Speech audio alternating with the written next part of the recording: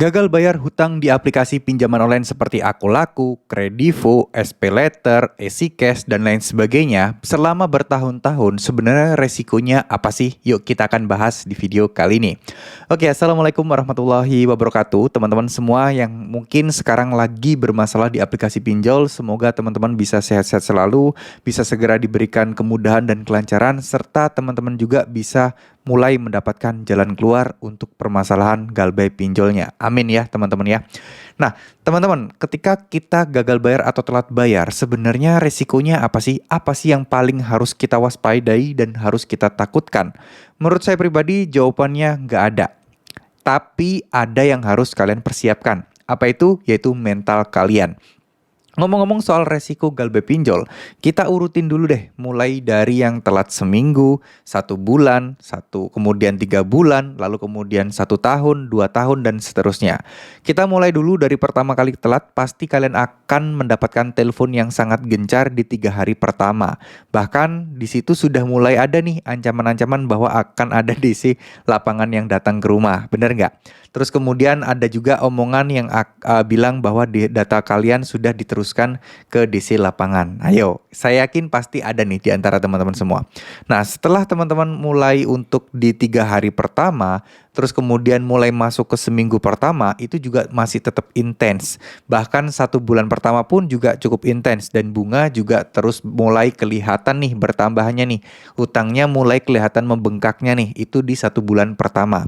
Dan pasti di antara teman-teman akan panik dan akan bingung. Wah gimana ya ini bayarnya, utangnya makin lama makin naik dan makin naik. Tapi perlu teman-teman ketahui nih, bahwa utang pinjol itu maksimal bunganya nanti akan mentok 100%. Nggak bakal akan berkali-kali lipat utang kalian.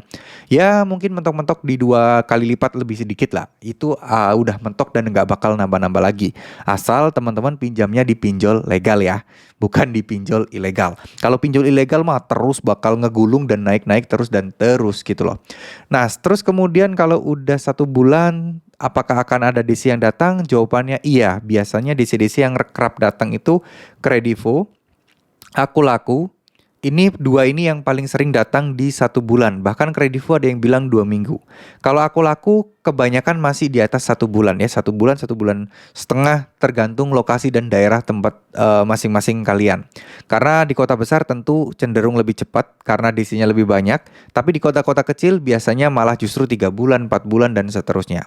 Nah gimana nih dengan EasyCash? EasyCash menurut saya sampai sekarang lebih cenderung minim sekali resiko untuk datengin DC. Bisa dibilang nggak akan didatengin ya, bisa dibilang. Tapi memang ada beberapa laporan yang di kota-kota besar sudah mulai ada, tapi saya belum menemukan informasi valid terkait hal seperti itu.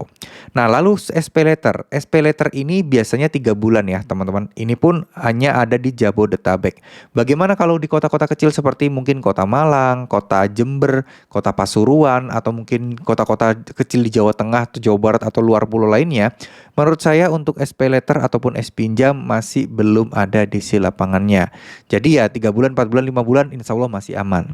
Lalu kemudian gimana kalau udah 1 bulan? Kalau udah 1 tahun. Terus kalau udah 2 tahun, apa yang terjadi? Jawabannya adalah kemungkinan kecil ya. Kemungkinan kecil hutang kalian akan lunas otomatis ya. Nah kenapa saya bilang kemungkinannya kecil? Karena memang probabilitas. Karena memang nggak semua orang tiba-tiba langsung beres. Nggak gitu teman-teman. Nggak semua orang tiba-tiba bisa mendapatkan fasilitas pelunasan hutang. Nah, perlu diketahui juga, utang kita kenapa bisa lunas otomatis? Biasanya memang pinjolnya melunaskan hutang kalian, atau ya kata kasarannya kan pinjol lagi bersih-bersih. Ya, itu adalah kata kasarnya seperti itu. Cuman ya kembali lagi, nggak semua orang bisa menikmati fasilitas seperti ini. Ya. Oke, itu adalah beberapa hal yang terjadi jika kalian sudah bertahun-tahun galbay. Tapi kemungkinannya setelah 7 bulan itu akan mulai jarang lagi untuk penagihan. Dan dari 3 bulan, 5 bulan, nah 5 bulan ke 7 bulan itu mungkin akan sangat minim sekali penagihannya. Jadi teman-teman tidak perlu khawatir yang berlebihan. Tidak perlu stres yang berlebihan. Tidak perlu pusing memikirkan apakah beneran ini DC akan datang atau enggak. Kalian akan celaka atau enggak, kalian akan masuk penjara atau enggak. Nah itu enggak akan pernah terjadi ya. Terima kasih, semoga apa yang saya sampaikan bisa bermanfaat. Assalamualaikum warahmatullahi wabarakatuh.